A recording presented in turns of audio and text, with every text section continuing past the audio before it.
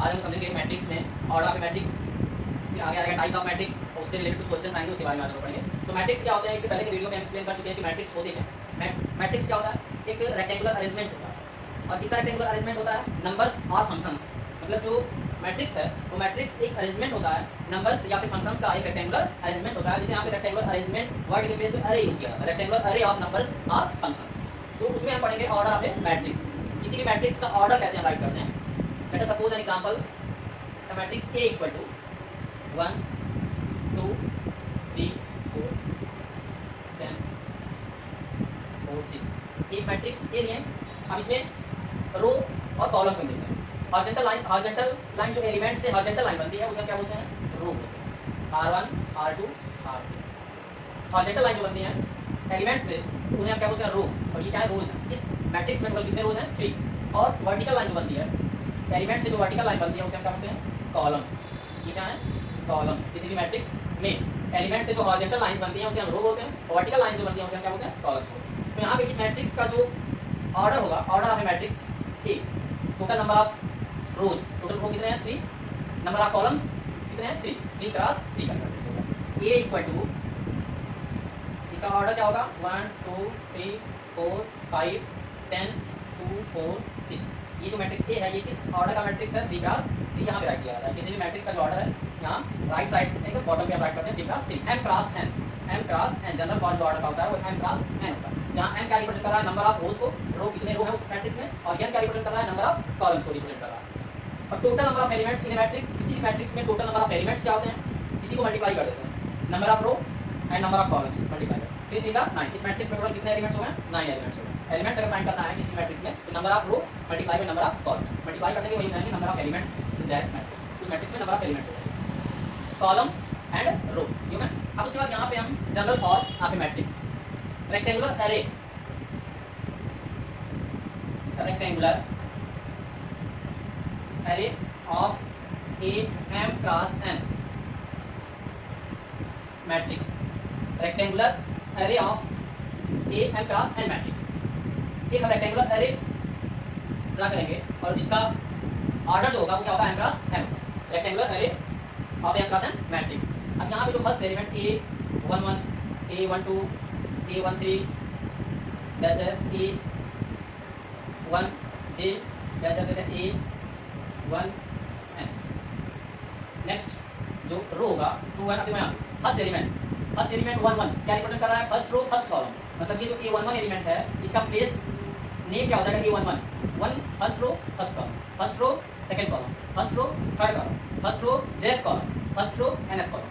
ये रिप्रेजेंट कर रहा है A21 A22 A23 A2 J A2 n। ऐसे थर्ड रो पे आ जाए 31 32 33 3J 3n। इसके बाद जैसे यहाँ पे जेथ कॉलम लिया, ऐसे यहाँ पे आयत कॉलम लेंगे, आयत ये आई आ रहा है, ए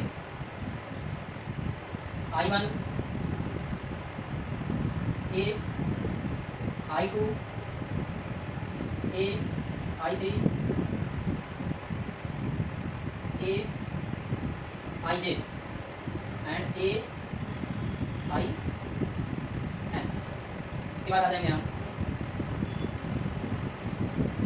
डैश डैश, जैसे यहाँ पे जेथ कॉलम लिए तो डैश n, क्योंकि m row and n column के लिए m क्रॉस n मैट्रिक्स हम राइट करते हैं। ये जनरल फॉर्म है m क्रॉस n मैट्रिक्स के।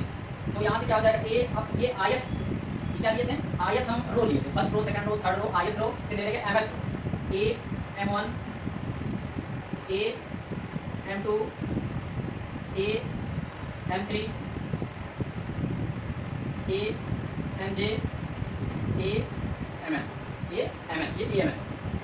अब यहाँ पे ये किस ऑर्डर का है, m क्रॉस n ऑर्डर का। ये जो मैट्रिक्स है वो किस ऑर्डर का है, m क्रॉस n ऑर्डर का ये matrix, rectangular array of a m cross n matrix. m cross n matrix का ये रेक्टेंगुलर एरे है, मतलब first row second row third row ith row mth रो। अब कॉलम क्या आ जाएंगे, फर्स्ट कॉलम सेकंड कॉलम 2 2 देखो लिखा है 2 2, third column jth column nth column. मतलब ये m क्रॉस n मैट्रिक्स का ये रेक्टेंगुलर अरेंजमेंट। अब यहाँ पे इस पॉइंट इस पोजीशन पे जो एलिमेंट होता है उसे हम क्या बोलते हैं, A11। यहाँ पे जो एलिमेंट होगा उसे क्या बोलेंगे, A12। A12 क्या रिप्रेजेंट कर रहा है, 1। मतलब जो फर्स्ट नंबर है, फर्स्ट डिजिट है, नेचुरल नंबर है, ये रिप्रेजेंट करेगा रो को और सेकंड नेचुरल नंबर रिप्रेजेंट करेगा कॉलम को। First row third column, first row jth column, first row nth column, second का आ जाता है रो सेकंड हो गया तो चेंज होगा। फर्स्ट नेचुरल नंबर ये चेंज होगा मतलब 2 लिखा है इसमें, second row first column, second row second column, second row third column, अब इसके बाद थर्ड पे आएगा थर्ड रो हो गया, first column second column third column ये सब। तो ये क्या है, एक रेक्टेंगुलर अरे है, अरेंजमेंट है एंड क्लास एंड मैट्रिक्स। अब किसी भी मैट्रिक्स का जो जनरल फॉर्म होता है, general form of a matrix, general form of a matrix, किसी भी मैट्रिक्स को हम कैपिटल लेटर से रिप्रेजेंट करते हैं। अब इसको ये क्या, ये रेक्टेंगुलर अरेंजमेंट है, ए इक्वल टू राइट करते हैं इसको, ए इक्वल किसी भी मैट्रिक्स को अल्फाबेट के कैपिटल लेटर से हम रिप्रेजेंट करते हैं, ए इक्वल मतलब ये क्लास मैट्रिक्स जो था इसका एक रेक्टेंगुलर अरेंजमेंट है और उस रेक्टेंगुलर अरेंजमेंट को हम एक अल्फाबेट के कैपिटल लेटर से रिप्रेजेंट करके कोई भी लेटर यूज कर सकते हैं। A equal to generally in general A equal to A I J M cross N, मतलब ये जो element A I J M cross N order का ही मैट्रिक्स है। अब यहाँ पे I less than equal to M, I क्या है, ये रो है, ये row less than equal to मतलब एम के इक्वल होगा या फिर उससे लेस होगा, it is greater than equal to 1 and लिख लेंगे where I less than equal to 1 and is less than equal to M and is greater than equal to 1 and J less than equal to N and is greater than equal to 1 and is greater than equal to N and और क्या चीज होगा, I comma J belongs to natural number, I comma J belongs to natural number, मतलब I और जे जो है वो natural number से बिलोंग करेंगे, नेचुरल नंबर ही जैसे 1 2 3 ये सब नेचुरल नंबर ही होगा, क्योंकि फर्स्ट रो नेचुरल नंबर होगा, first row second column, second row third column, fourth column, second fifth column, fifth row, तो वो सब क्या होगा, नेचुरल नंबर ही।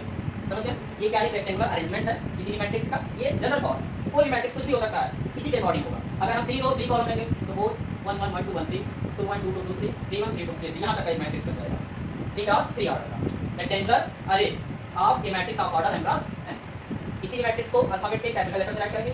इन जनरली ये मैट्रिक्स क्या होगा, ए I J M cross N, ये एम क्रॉस एन ऑर्डर का है। कभी भी हम उस मैट्रिक्स का ऑर्डर अगर हम राइट करते हैं तो उस मैट्रिक्स के राइट साइड में बॉटम पे हम राइट करते हैं where I belongs, I and J belongs to natural number and I less than equal to m and is greater than equal to J less than equal to n and is greater than equal to 1, I J belongs to natural.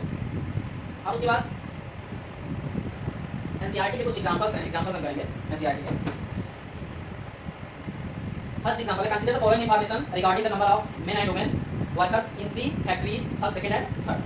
First factory में number of main workers 30 हैं, women workers 25, second factory में 25 main workers and 31 women workers और third factory में 27 main and 26 women workers. represent the above information in the form of a 3x2 matrix. What does the entry in the third row and second column represent? तो क्या करेंगे, यहाँ पे ये जो example है ये कह रहा है कि 3 फैक्ट्रीज हैं जिसमें मेन और वुमेन वर्कर्स, तो जो ये डेटा दिया हुआ है इसको 3x2 मैट्रिक्स में अरेंज करना, 3x2 मैट्रिक्स में अरेंज करना। तो 3x2 मैट्रिक्स में अरेंज करेंगे।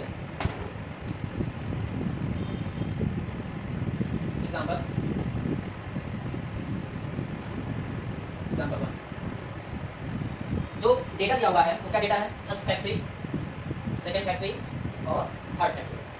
Main workers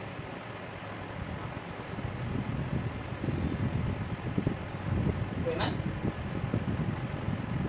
workers, main workers हैं वुमेन वर्कर्स हैं। नंबर ऑफ मेन वर्कर्स जो है वो 30, फर्स्ट फैक्ट्री में 30 और वुमेन वर्कर्स कितने हैं 25। सेकेंड फैक्ट्री में आ जाए तो 25 31 25 31 और थर्ड फैक्ट्री में 27 एंड 26। ये डेटा दिया हुआ है, इस डेटा को रिप्रेजेंट करना है 3x2 मैट्रिक्स। तो आंसर क्या हो जाएगा, तो एक इस डेटा को अगर हम एक मैट्रिक्स के थ्रू रिप्रेजेंट करें 3x2 matrix, first second third, ये 3 फैक्टरीज हैं तो नंबर ऑफ रो हो जाएगा, रो कितने होंगे 3 रो हो जाएंगे, 30 25 25 31 27 एंड 26। ये हो जाएगा rectangular arrangement of given data 3x2। और ये क्या होगा 3x2 ऑर्डर इसका क्या होगा, नंबर ऑफ रो कितने हैं 3 हैं और नंबर ऑफ कॉलम कितने हैं 2 हैं, 3x2 ऑर्डर का ये मैट्रिक्स हो जाएगा। एक क्वेश्चन इसमें है, लास्ट एग्जांपल इसका करते हैं, बाकी इजी है।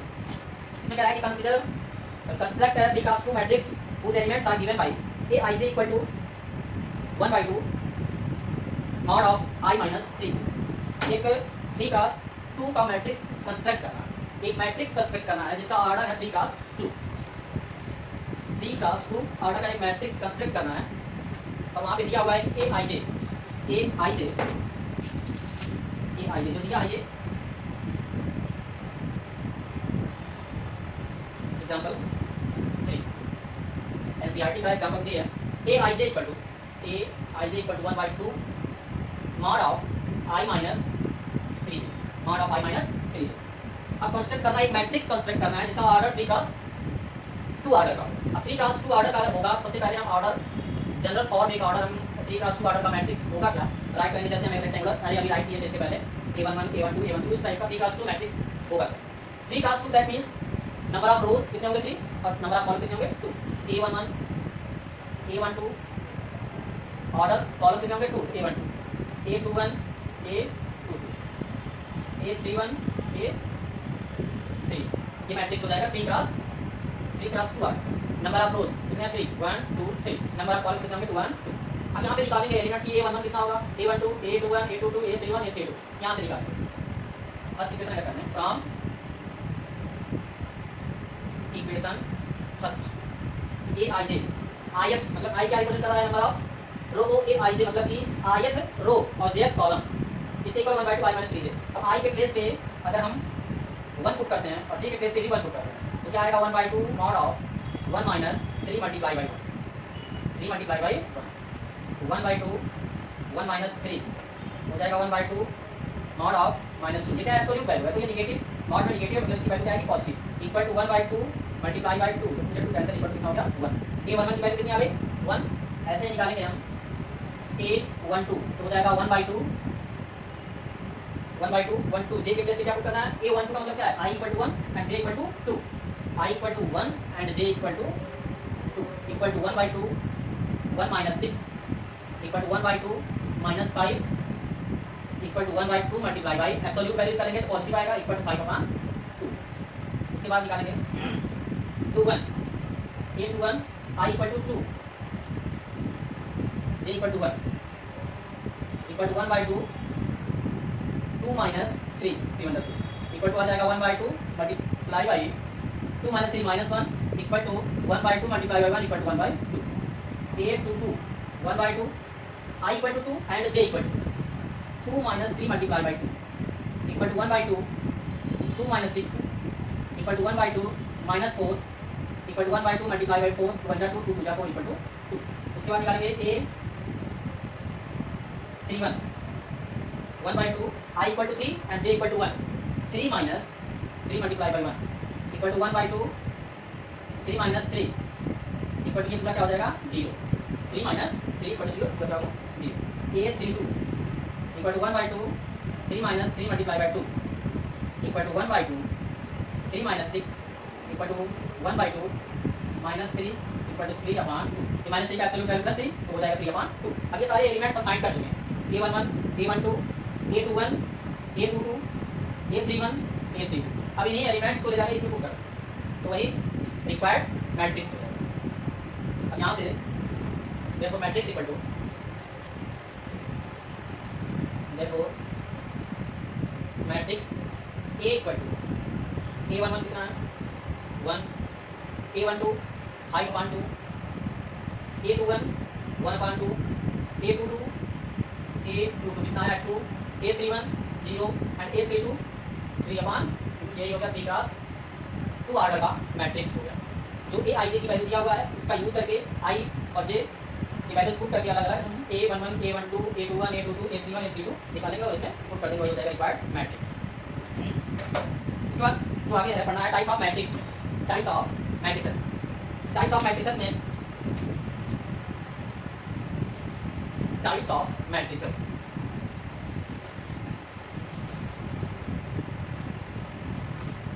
Types of matrices types of matrices types of matrices में मैट्रिक्स के टाइप्स के बारे में यहाँ पढ़ेंगे, किस किस टाइप के मैट्रिक्स होते हैं। फर्स्ट है column matrix. Column matrix, column matrix क्या होता है, कॉलम वर्ड से ही पता चला है कि कॉलम वर्ड यूज किया गया है। एक ऐसा मैट्रिक्स जिसमें केवल 1 कॉलम, तो नंबर ऑफ कॉलम क्या हो केवल 1 ओनली 1 कॉलम। एक ऐसा मैट्रिक्स जिसमें केवल एक कॉलम, नंबर ऑफ रो चाहे जो हो उससे मतलब नहीं है, लेकिन नंबर ऑफ कॉलम कितने हो 1। For example a equal to, चलो अगली बात ले लेते हैं, b इक्वल टू 2 4 5 6, एक मैट्रिक्स है। अब इसमें नंबर ऑफ रो कितने हैं 1 2 3 4, ठीक है, R1 रो, R2 R3 R4, लेकिन कॉलम कितने हैं केवल 1 सी। तो इसका ऑर्डर क्या हो जाएगा, किसी भी कॉलम मैट्रिक्स का जो ऑर्डर होता है, ऑर्डर कभी भी राइट करते हैं रो क्रॉस कॉलम, नंबर ऑफ रो कितने हैं 4 क्रॉस कॉलम 1 ही होगा हमेशा। किसी भी कॉलम मैट्रिक्स का जो ऑर्डर होता है, order of a column matrix equal to m cross n, m cross 1, क्योंकि कॉलम हमेशा क्या होगा 1, नंबर ऑफ रो कुछ भी हो सकता है लेकिन कॉलम हमेशा क्या होना चाहिए 1 होना चाहिए, तो उसे हम क्या बोलेंगे कॉलम मैट्रिक्स। और सेकंड है रो मैट्रिक्स, जैसे कॉलम मैट्रिक्स उसी तरह से रो मैट्रिक्स करेंगे, रो मैट्रिक्स। रो मैट्रिक्स क्या होता है, इसमें 1 कॉलम और इसमें 1 रो, 1 रो क्या होना चाहिए, इसमें कॉलम मैट्रिक्स के लिए 1 कॉलम होना चाहिए और रो मैट्रिक्स के लिए 1 रो। फॉर एग्जांपल यहाँ पे for example D equal to 8 7 6 5 3, एक मैट्रिक्स से राइट किया। यहाँ पे नंबर ऑफ रो R1, यहाँ पे क्या है केवल एक रो है, कॉलम कितने हैं C1 C2 C3 C4 C5, मतलब कितने कॉलम है इसमें 5 कॉलम है और रो कितना है 1 रो है, इसलिए ये क्या हो गया 1 रो, इसलिए हम इसको कह सकते हैं रो मैट्रिक्स कह सकते हैं। इसका ऑर्डर जो हो जाएगा 1 क्रॉस 5। इस मैट्रिक्स के लिए तो होगा 1 क्रॉस 5, लेकिन जनरल फॉर्म आपके रो मैट्रिक्स, जैसे जनरल फॉर्म आपके कॉलम मैट्रिक्स का बोले थे m क्रॉस 1, ऐसे general form order of a row matrix equal to row matrix का जो ऑर्डर होता है वो 1 cross column n, 1 cross n क्या रिप्रेजेंट कर रहा है नंबर ऑफ कॉलम्स को, और 1 नंबर ऑफ रो, मतलब एक ही रो होना चाहिए। उसके बाद आता है square matrix.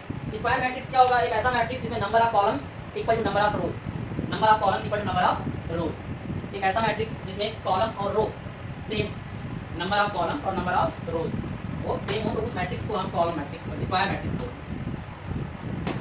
Square matrix. Third है स्क्वायर मैट्रिक्स। स्क्वायर मैट्रिक्स होने के लिए क्या होना चाहिए, कोई भी स्क्वायर वर्ड से ही पता चला है कि हॉरिजॉन्टल और वर्टिकल सेम होना चाहिए, मतलब नंबर ऑफ रो और नंबर ऑफ कॉलम सेम होना चाहिए। For square matrix number of rose and same equal होना चाहिए नंबर ऑफ कॉलम्स, जिसे हम बोलते हैं n, मतलब कि m cross m equal to n पे होना चाहिए ना, ये किसके लिए स्क्वायर मैट्रिक्स के। स्क्वायर मैट्रिक्स के लिए क्या होना चाहिए m इक्वल टू n।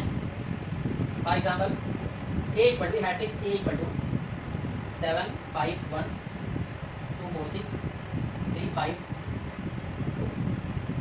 ठीक है, 3 क्रॉस 3 का मैट्रिक्स है, 3 क्रॉस 3 का मैट्रिक्स है ये, मतलब कि number of rows equal to number of columns. Square matrix order 3, जैसे बोलते हैं यहाँ पे A is square matrix of order 3। यहाँ पे किसी भी मैट्रिक्स का ऑर्डर अगर हम राइट करते हैं तो बोलते हैं कि m क्रॉस n, ऐसे बोलते हैं कि m क्रॉस n, जैसे 5 क्रॉस 3 ऑर्डर का मैट्रिक्स हो गया, या फिर 3 क्रॉस 2 ऑर्डर का मैट्रिक्स हो गया, 7 क्रॉस 5 ऑर्डर का मैट्रिक्स हो गया। लेकिन स्क्वायर मैट्रिक्स अगर है तो उसको केवल बोलेंगे ऑफ ऑर्डर 3, ऑफ ऑर्डर 4। अगर कोई स्क्वायर मैट्रिक्स है जिसमें नंबर ऑफ रो और नंबर ऑफ कॉलम सेम है और 4 है, सपोज करो कि 4 है, तो वहाँ पे उसका ऑर्डर बोलेंगे स्क्वायर मैट्रिक्स ऑफ ऑर्डर 4। अब यहाँ पे इसका अगर हम ऑर्डर राइट करेंगे, square matrix order of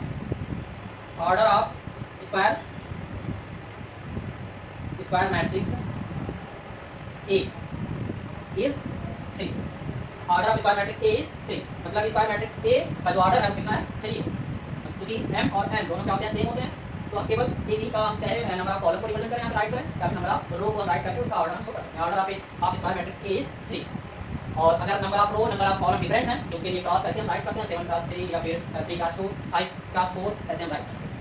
next है डायगोनल मैट्रिक्स। डायगोनल मैट्रिक्स क्या होता है, एक ऐसा मैट्रिक्स जिसके नॉन डायगोनल एलिमेंट्स जो होते हैं वो जीरो, नॉन डायगोनल एलिमेंट्स क्या हो जीरो, तो उसे हम बोलते हैं डायगोनल मैट्रिक्स। क्या होगा वो diagonal matrix, diagonal matrix. Next 4 है डायगोनल मैट्रिक्स। डायगोनल मैट्रिक्स कोई भी स्क्वायर मैट्रिक्स डायगोनल मैट्रिक्स कब होगा, जब उस स्क्वायर मैट्रिक्स के नॉन डायगोनल एलिमेंट्स, और नॉन डायगोनल एलिमेंट्स कौन से होंगे, जैसे मैट्रिक्स हम सपोज करते हैं, तो स्क्वायर मैट्रिक्स से राइट करते हैं 3 क्रॉस 3 का स्क्वायर मैट्रिक्स, ऑर्डर 3 का स्क्वायर मैट्रिक्स अगर हम राइट करेंगे A11 A12 A13 A21 A22 A23, A31 A32 A33। ये जो होता है इसे हम डायगोनल बोलते हैं। ये क्या है? डायगोनल। इस स्क्वायर ऑर्डर 3, ये किस ऑर्डर का? 3 ऑर्डर का ये स्क्वायर मैट्रिक्स है। अब इसके डायगोनल एलिमेंट्स जो हैं वो कौन है? A11 A12 A22 A33। जब I इक्वल टू J हो तो उस कंडीशन में वो जो एलिमेंट होता है वो डायगोनल का एलिमेंट होता है। I J मतलब कि I J इक्वल है I J इक्वल है I J, और I J जब डिफरेंट होते हैं तो वो नॉन डायगोनल एलिमेंट्स होते हैं। उस मैट्रिक्स उस स्क्वायर मैट्रिक्स के वो नॉन डायगोनल एलिमेंट्स होते हैं। डिफरेंट है 2 1 3 1 3 2 1 2 1 3 2 3 ये सब डिफरेंट है, इसलिए नॉन डायगोनल एलिमेंट्स। तो डायगोनल एलिमेंट्स डायगोनल मैट्रिक्स क्या होगा? जब किसी स्क्वायर मैट्रिक्स में non diagonal elements zero, non diagonal elements zero हो तो उस मैट्रिक्स को हम डायगोनल मैट्रिक्स बोलते हैं। फॉर एग्जांपल चलो एक मैट्रिक्स हम लेते हैं 2 0 0 0 4 0 1 0 0 5। ये क्या है? 3 क्रॉस 3 ऑर्डर का एक मैट्रिक्स है जिसके डायगोनल नॉन जीरो। डायगोनल क्या है? Non zero. डायगोनल के अलावा और बाकी के जो एलिमेंट्स हैं नॉन डायगोनल एलिमेंट्स हैं वो सबके सब क्या है? जीरो। तो इसे हम क्या बोलेंगे? Diagonal elements. डायगोनल के अलावा जो नॉन डायगोनल एलिमेंट्स हो वो क्या हो? जीरो हो, तो उसे हम क्या बोलेंगे? Diagonal matrix. मतलब डायगोनल मैट्रिक्स वह स्क्वायर मैट्रिक्स होता है जिसमें non diagonal elements zero, non diagonal elements zero. और डायगोनल एलिमेंट्स कौन से होते हैं? जब I इक्वल टू मतलब रो और column equal I equal to J के मतलब 1 1 2 2 3 3 4 4 5 5 तो उसे हम क्या बोलेंगे? डायगोनल एलिमेंट्स बोलेंगे जब I इक्वल टू J। ये हो गया डायगोनल मैट्रिक्स। स्केलर मैट्रिक्स क्या होता है? स्केलर मैट्रिक्स उसके बाद आता है आइडेंटिटी मैट्रिक्स। स्केलर मैट्रिक्स क्या होता है? कोई भी डायगोनल मैट्रिक्स ही स्केलर मैट्रिक्स हो। कब? जितने भी स्केलर मैट्रिक्स होते हैं वे सभी के सभी डायगोनल मैट्रिक्स हो सकते हैं, लेकिन सभी डायगोनल मैट्रिक्स स्केलर मैट्रिक्स नहीं हो सकते। वही डायगोनल मैट्रिक्स स्केलर मैट्रिक्स होगा जब उस डायगोनल मैट्रिक्स के डायगोनल के सभी एलिमेंट्स सेम, सभी elements same. Scalar matrix, scalar matrix मतलब स्केलर मैट्रिक्स भी एक डायगोनल मैट्रिक्स ही होता है, लेकिन वह डायगोनल मैट्रिक्स होता है जिसके डायगोनल के सारे एलिमेंट्स सेम, सारे के सारे एलिमेंट्स क्या हो? डायगोनल के सेम हो, तब उस डायगोनल मैट्रिक्स को ही हम स्केलर मैट्रिक्स बोलते हैं। फॉर एग्जांपल यहाँ पे स्केलर मैट्रिक्स का यही सेम लेते हैं B इक्वल टू 2 0 0 0 2 0 0 0 2। यहाँ पे डायगोनल के सभी एलिमेंट्स सेम, डायगोनल के सभी एलिमेंट्स यहाँ पे देख रहे हैं कि सेम। तो डायगोनल के सभी एलिमेंट्स सेम हो मतलब डायगोनल मैट्रिक्स एक ऐसा डायगोनल मैट्रिक्स जिसके डायगोनल के सभी एलिमेंट्स सेम हो, तो उस डायगोनल मैट्रिक्स को ही हम क्या बोलेंगे? Scalar matrix. वह हो जाएगा स्केलर मैट्रिक्स। अब उसके बाद आते हैं आइडेंटिटी। कौन सा मैट्रिक्स है? उसके बाद है identity matrix. Identity matrix, identity matrix क्या होता है? सेम ये दोनों एक दूसरे से कंपेयर करके diagonal matrix, scalar matrix, identity matrix. Diagonal matrix वह मैट्रिक्स होगा जिसमें नॉन डायगोनल एलिमेंट्स जीरो। एक ऐसा स्क्वायर मैट्रिक्स जिसके नॉन डायगोनल एलिमेंट्स जीरो हो तो उसे हम डायगोनल मैट्रिक्स बोलेंगे। एक ऐसा डायगोनल मैट्रिक्स जिसमें डायगोनल के सभी एलिमेंट्स सेम हो तो उसे स्केलर मैट्रिक्स बोलेंगे। एक ऐसा डायगोनल मैट्रिक्स जिसमें डायगोनल के सभी एलिमेंट्स 1 तो उसे हम identity matrix. For example A equal to 1 0 0 0 0 1 0 0 0 1। एक ऐसा स्क्वायर मैट्रिक्स जिसमें डायगोनल के सभी एलिमेंट 1, डायगोनल के सभी एलिमेंट 1 हो तो उसे हम क्या बोलेंगे? Identity matrix. तो ये हो गया टाइप्स ऑफ मैट्रिक्सेस। अब इसके बाद क्वेश्चंस हैं। उसके बाद आता है एक और जीरो मैट्रिक्स। जीरो मैट्रिक्स क्या होता है? जिसके सभी एलिमेंट्स जीरो। जीरो मैट्रिक्स क्या होगी? ऐसा मैट्रिक्स अब चाहे स्क्वायर मैट्रिक्स हो या फिर रेक्टेंगुलर मैट्रिक्स हो, वो मतलब वह जीरो मैट्रिक्स होगा कब? जब उसके सारे के सारे elements zero. Zero matrix, zero matrix क्या होगा? एक ऐसा, ये 2 क्रॉस 2 का है 0 0 0 0 0 0, ये 2 क्रॉस 3 का 3 कॉलम्स। तो ये क्या होगा? जीरो मैट्रिक्स होगा जिसके सभी एलिमेंट्स जीरो हों। मतलब एक ऐसा मैट्रिक्स जिसके सभी एलिमेंट्स जीरो हों तो उस मैट्रिक्स को ही हम जीरो मैट्रिक्स करेंगे। तो ये हो गया types of matrices. Types of matrices में क्या क्या पढ़े हैं? Column matrix, row matrix, square matrix. Column matrix क्या होता है? एक ऐसा मैट्रिक्स जिसमें केवल एक कॉलम तो उसे हम बोलेंगे कॉलम मैट्रिक्स। रो मैट्रिक्स क्या होगा? एक ऐसा मैट्रिक्स जिसमें टोटल नंबर ऑफ कॉलम्स चाहे जो लेकिन रो कितने होने चाहिए? 1 सिंगल रो, तो उसे हम रो मैट्रिक्स बोलेंगे। स्क्वायर मैट्रिक्स के लिए m इक्वल टू n होना चाहिए। m क्या रिप्रेजेंट कर रहा है? नंबर ऑफ रोज को, और n किसको रिप्रेजेंट कर रहा है? नंबर ऑफ कॉलम्स को। उसके बाद आते हैं डायगोनल मैट्रिक्स। डायगोनल मैट्रिक्स क्या होता है? जिसमें एक ऐसा स्क्वायर मैट्रिक्स जिसके non diagonal elements zero, non diagonal elements zero तो उसे हम क्या बोलेंगे? Diagonal matrix. उसके बाद आता है स्केलर मैट्रिक्स। वही डायगोनल मैट्रिक्स स्केलर मैट्रिक्स का होगा जब उस डायगोनल के सारे एलिमेंट्स सेम हो जाएंगे। उसके बाद आइडेंटिटी मैट्रिक्स, वही diagonal element, diagonal matrix. Identity matrix कब होगा, जब उसके सभी के सभी एलिमेंट 1 हो जाए, तब वो आइडेंटिटी मैट्रिक्स होगा। जीरो मैट्रिक्स कब होगा, ऐसे मैट्रिक्स जिसके सभी के सभी एलिमेंट्स 0 हो, तब उसे हम जीरो मैट्रिक्स बोलते हैं। अब इसके बाद क्वेश्चन है, एग्जाम्पल है, कुछ एग्जाम्पल्स को सॉल्व करवाएंगे, उसके बाद एक्सरसाइज 3.1 के क्वेश्चन है।